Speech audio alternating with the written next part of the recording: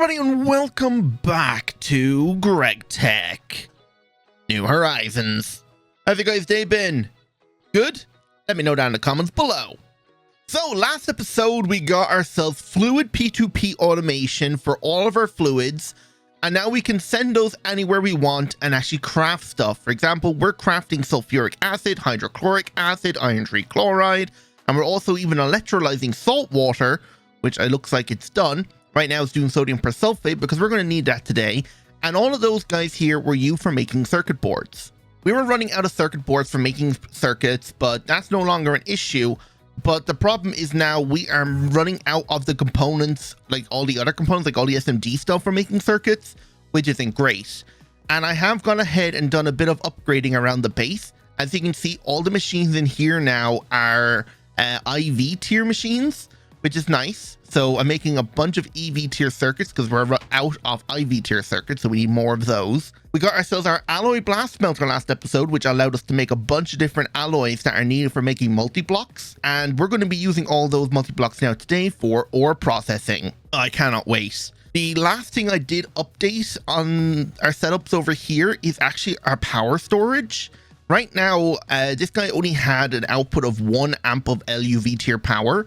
And we're getting into the point now where we're making so many machines running off of this one cable that I don't think 1 amp was enough. So I've upgraded now the output hatch on the back of the Lapatronic supercapacitor to a 64 amp EV tier hatch, which is going into an extreme power transformer, outputting 16 amps of IV, which is going into a high amp LUV transformer, which is turning those 16 amps of IV into 4 amps of LUV. And I'm also considering changing this HSSG cable to HSSE, because if we look at HSS, regular HSSG cable has a max amperage of 4 at 1x, whereas HSSE cable at 1x has 6 amps. So I'm considering upgrading this to the E version of the cable, but I have to wait on a bunch of that to smelt. Currently, I am smelting all that up right now. Right now, it's currently doing tungsten because I got tungsten up and running again because the only thing we were missing from that was hydrochloric acid, which is no longer an issue, which is nice. But yeah, so today we're doing ore processing. And oh yeah, if you're wondering how I'm able to fly around the base and stuff, I made myself a jetpack.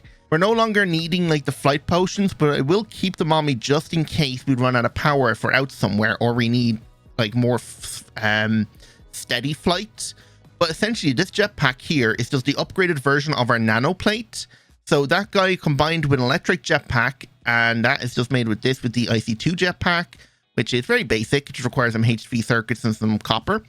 The only thing that's kind of expensive in making this is the platinum wire. We need 2x and 12x platinum wire and like some IV circuits. Yeah, that's fairly expensive. And oh yeah, the sodium persulfate is being made in here.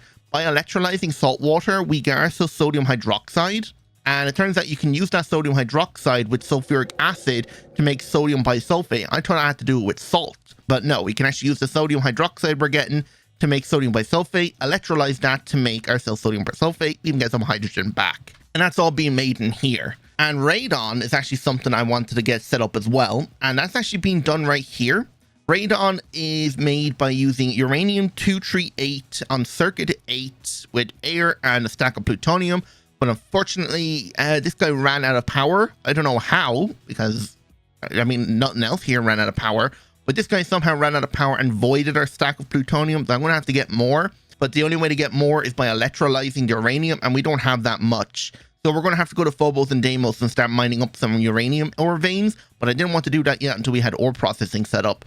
And the way we're getting air inside this guy here is by using an air intake hatch. It's kind of expensive at the cost of 4 IV tier circuits, but it definitely is well worth it.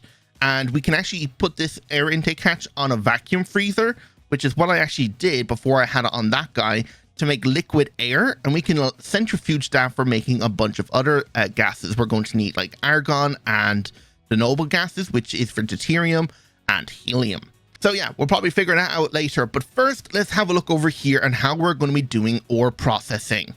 Oh, I can't wait to get this set up now, because once we have this set up, it's more or less automatic, and we can just throw an ender chest on the input and an output of the multi-blocks on different planets and just have it sent here to be auto-processed. In this room, I've tore down all the machines already, And everything is more or less laid out the way I'm hoping to have it done. And this setup we're going to be going with is the same one a threefold did because, well, it works really nice. And it's the only real way I know how to ore process in gtnh. We could have all the filtering on the multi-blocks, but doing all the filtering here before they get to the multi-blocks is definitely way better. So let's go ahead over here and actually build ourselves our multi-block. So the first one we're going to have is our maceration tower. That's going to be crushing all of the raw ore that's going to be coming in. A thermal centrifuge is going to go here. Regular centrifuge. We're also going to have a sifting machine, an ore washing plant, and then 2 chemical baths. One for sodium persulfate and the other one for mercury. And mercury is actually something we didn't have, but we have now, no problem. There's actually a full super tank over here, which is amazing. So that's perfect. That did cost quite a bit of redstone to make, but I did actually upgrade the mob farm in here to run with a lightning creeper. And he produces 2 redstone every second. So yeah, we're making plenty of redstone now and not have to worry about it. And all the redstone was being centrifuged back there. So we are back up to 32,000 redstone. That guy is actually going really fast. I'd love to upgrade him to LUV tier power to get him even faster, but we can't do that until after today. Right, let me go ahead and build these multi-blocks. All right, there we go. We should have mostly everything here now hooked up and ready to run. The only 2 things we need to change now is for these guys here. Change these into a chemical bath. And we're also going to have to make sure we can get sodium persulfate and mercury to them as well. But I'll do that after I've gotten everything else set up. So let's start by actually getting everything in here hooked up. So what we want to do is use ME storage buses, smart cable, dense cable, an ME storage controller, some capacity cards, and some ore dictionary filter cards. And we're also going to need one of each one of these cables. The wind is howling, Thumbcraft says. Whatever. So essentially in the ground right here, we're going to have our ME controller. We're going to use dense cable to run this cable up and then around to everything here. And then every single one of these interfaces going to the multi-blocks is going to get an ME storage bus. Now these 2 here will not have an ME storage bus, but the only one that will here would actually be the overflow chest itself. And then we just connect everything with regular cable. And then connect our 2 interfaces to the controller here. So essentially this is just the setup of everything, or the connection of everything in this main room. So to start, let's start by filtering the output here, because there's only a few things we need to add to this guy. So we're actually going to have 2 ME storage buses on this guy here. One is going to be for items and one is going to be for ore dictionary tags. So essentially we're going to be using this guy here, an ore dictionary filter card, kind of expensive with platinum plates and everything, but definitely well worth it. So in here, we want to set up tags that will match items to go into the system. Because everything that's going to come through this interface is going to be sent to main storage.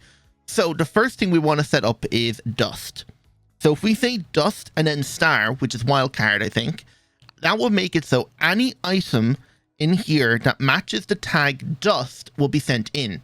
So for example, this is dust yttrium oxide.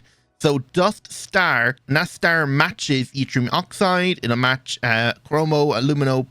I don't even know how to say that. But yeah, it'll match anything that matches after dust. But there is some items we don't want to be sending to main storage. And that's going to be like all the impure stuff. So if we say impure, you can see we don't want any of these items here being sent to main storage. So what we want to say then is and an exclamation mark for not, dust impure, and then star, and then again, and dust pure star. Oh yeah, don't forget the exclamation mark. That make it so all dust except for impure dust and pure dust will be sent to the system. Now we're going to add a divider and add an extra one called gems, because we want all diamonds, coal, emeralds, and all of them to go to the system.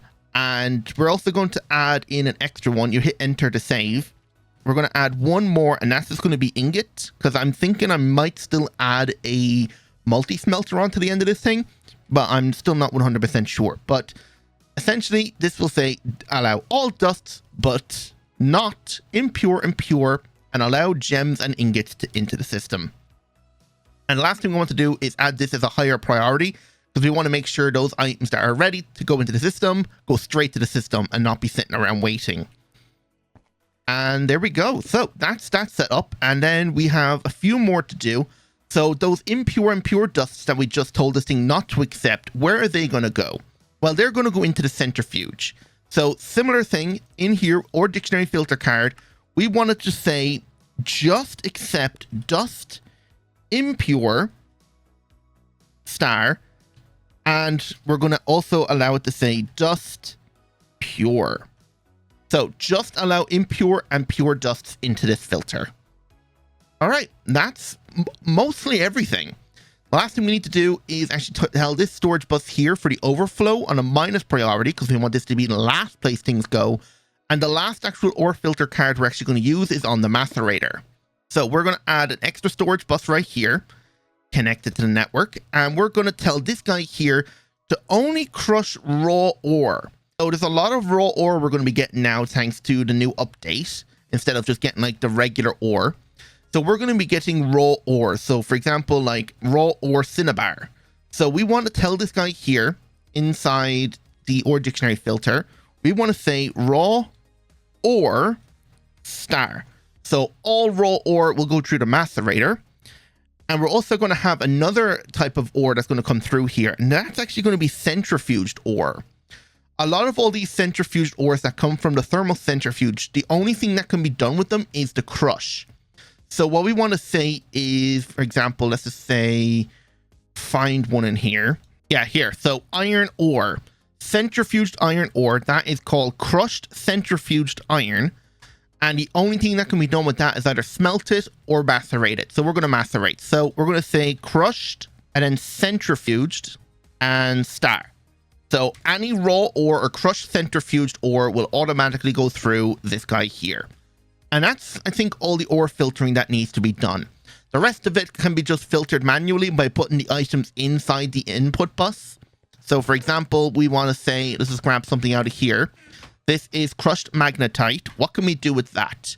So from the crushed state, the only thing we can do is either crush it again, thermal centrifuge, or throw through the chemical bath. We're going to be putting this through the chemical bath for extra chance of gold. So bath, mercury, that in there. So all crushed magnetite that go into the input bus will end up out here in the mercury bath. After that becomes purified. What can we do with the purified then? The only thing it seems we can do is either thermal centrifuge or crush. So we're going to just crush it because thermal crushing or the thermal centrifuge gives the same outputs as just regular crushing. So you go in there. And that's essentially just how we're going to filter everything. So anything that needs to be washed will go in the ore washer. Anything that needs to be bathed through persulfate or mercury will go in either one of those. Anything that needs to be sifted, like diamond, emerald, or any type of gems, will go in that guy. And any extra dusts and whatever is going to go through these guys here. So that's essentially how we're going to be filtering everything. So let's actually go ahead now and actually get the actual like multi-blocks hooked up to this network.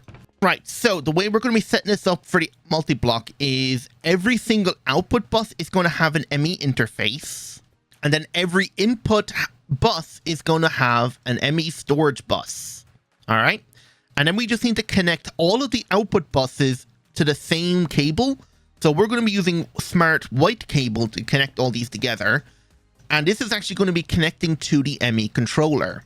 Okay, so all the output buses are now connected to the ME controller. Next, what we need to do is use a different color cable for every single multi-block and connect those up to their respective interface.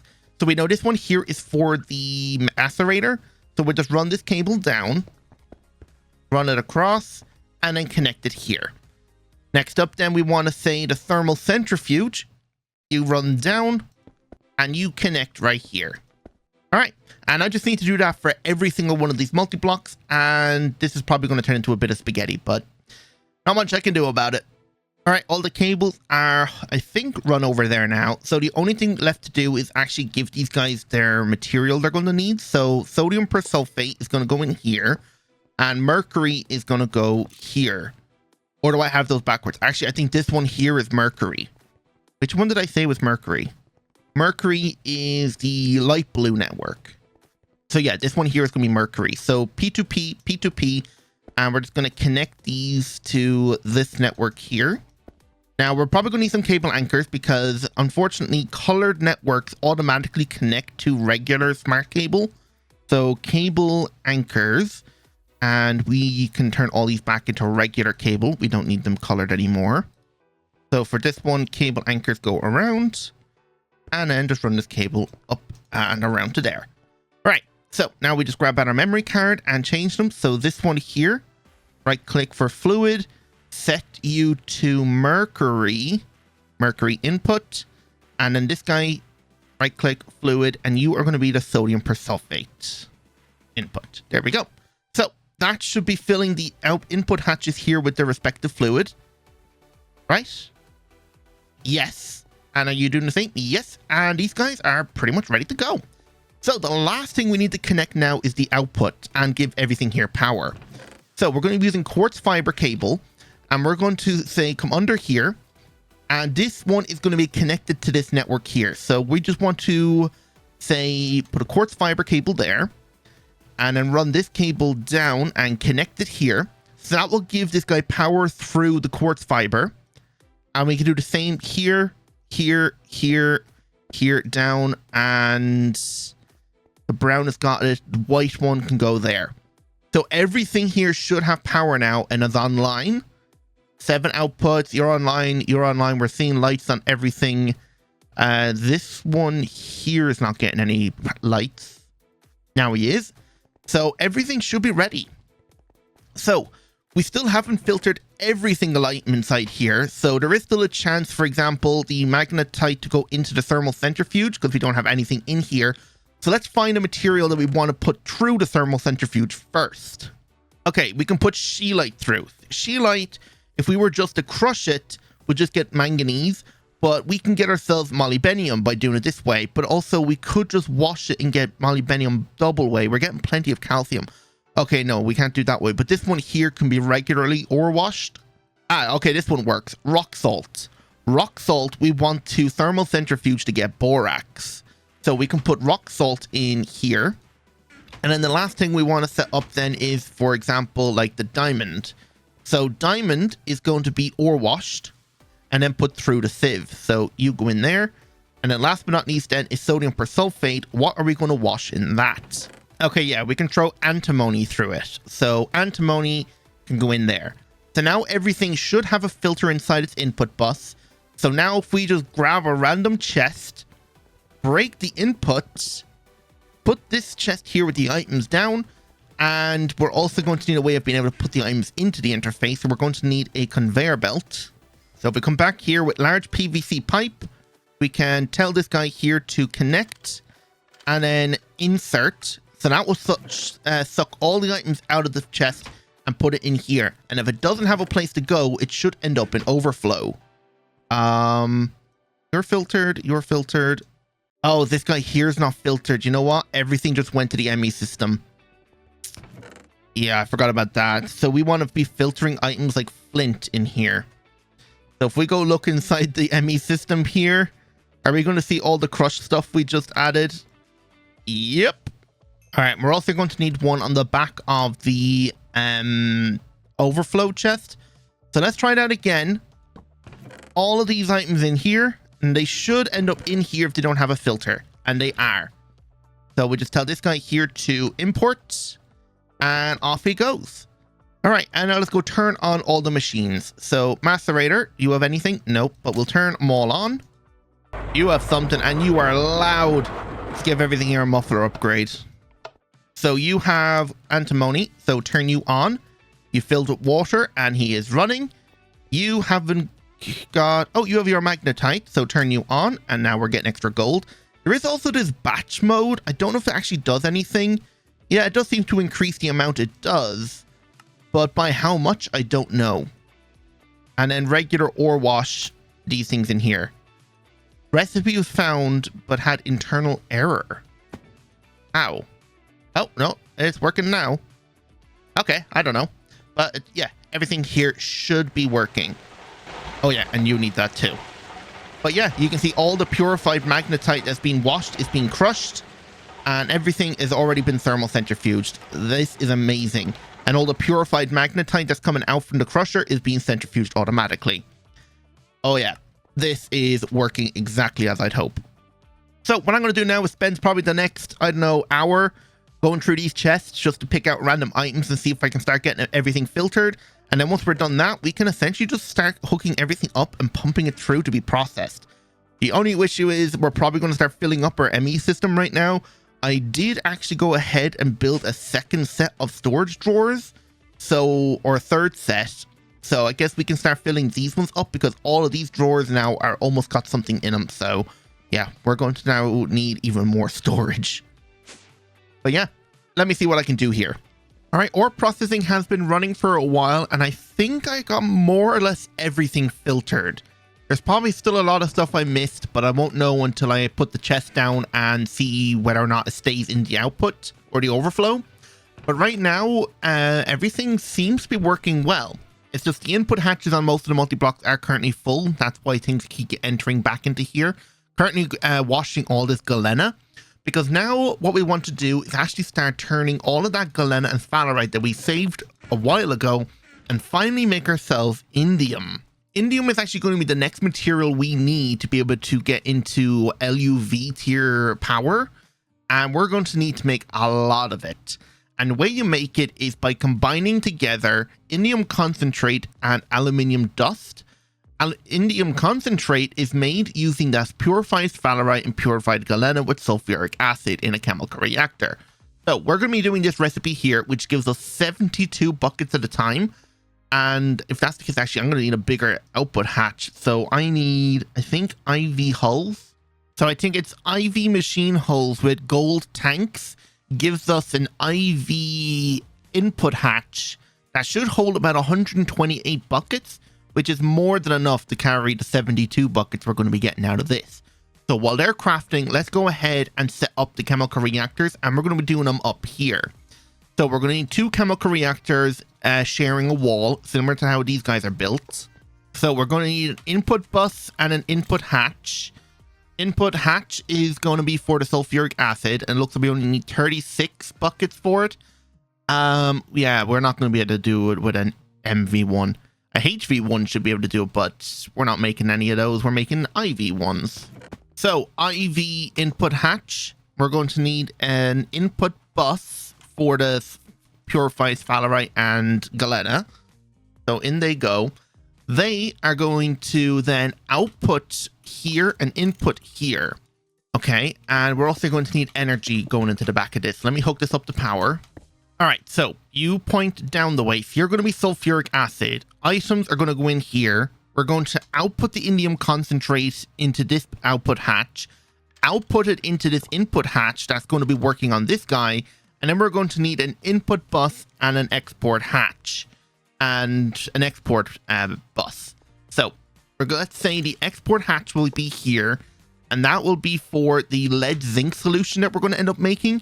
What we want to do with this then is electrolyze it, and we'll get back lead, silver, and zinc, and we'll void the water. We don't need that.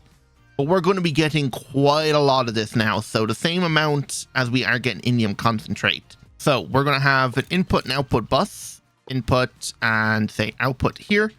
And now we just need to get ourselves all of the P2P connections. All right, so input buses are going to have conveyor belts, and these guys are going to import. We don't have to enable stack or limit insertion on this one because there's only one item going to be in here, the aluminium dust. But we do need to enable it here because we don't want this thing filling up with, say, sphalerite and no space for galena. And oh yeah, these are going to require a circuit number. So this is going to be circuit 8. And does this one here need a circuit number? Circuit 9. All right, so you get interface, P2P tunnel, and that should be it then. We just connect everything here together. And there should be, yeah, an ME cable line over here. So we want to change this guy here to sulfuric acid, find you, and then we just want to put inside the interfaces the purified stuff. So this and this, and change this to input. So pulls it in. We just need to do maintenance to finish it. Wait, incomplete structure. What are we missing? Oh, maintenance hatches. And then this guy here is going to be the aluminium. Okay, and then you just export out your stuff there. Okay, cool. So output hatch, we just want to make sure this is linked to indium concentrate, maintenance hatches, and do some maintenance. everything is ready. Turn you on. Indium concentrate. And this takes, what, 2 seconds? Wow. Okay. Turn you on. And now we're making indium dust and lead zinc solution. Now, we're going to be making quite a bit of this now. So we're just going to have this output into a super tank. But we are definitely going to need to electrolyze that as soon as possible. So I have the stuff here to make the electrolyzer, but my inventory is a bit clogged. All right. And let's go ahead now and get the electrolyzer built. All right. So that's this guy built. Do some maintenance and turn you and auto eject. Okay, turn you on, and it's going to say there's no fluid output space, but we're just going to avoid excess fluids because we literally do not need the water. And that's mainly it then. So we're going to be outputting zinc, silver, lead, and sulfur dust into the system. This guy here is constantly just making us indium concentrate, and a lot of it, it seems. And yeah, this guy here is just turning it all into indium. All right, and the final multi-block I want to get set up today is the centrifuge, start centrifuging all of that liquid air. All right, that's mostly the centrifuge made. So we need 1 input hatch and 4 output hatches. So one is going to be for nitrogen, another one's going to be for the noble gases, the other one's going to be for oxygen, and the last one's going to be for argon. And we're going to have to set up a super tank for each one of these guys now. I don't think I have one for all of them. Well, we have one for nitrogen and oxygen. So, yeah, I guess the last 2 that I haven't set up down here should work. Or have I already enabled them? I can't remember. So this one here is unlinked and not named. Okay. So this one here is a fluid. We want to change this one to, say, argon. And do we already have a nitrogen? No. That means we're actually going to need a 3rd one here. So then this one can be nitrogen, okay? And then the last one here can be the noble gases. All right, and then we just need to bind those with the P2P tunnels up there. Oh, it looks like we've reached our maximum amount of channels here. We're going to have to add a new P2P. All right, there we go. So we now have 3 P2P tunnels up here. This one has 28 channels, and this one here has the 4. Okay, good. So hopefully I've got everything correct here. The only thing we are missing now is the actual tanks of liquid air. I have 2 of them. And turn you on, and are you going to work? Or do you need a bigger input hatch actually? Oh yeah, you do. All right, now if it's done correctly.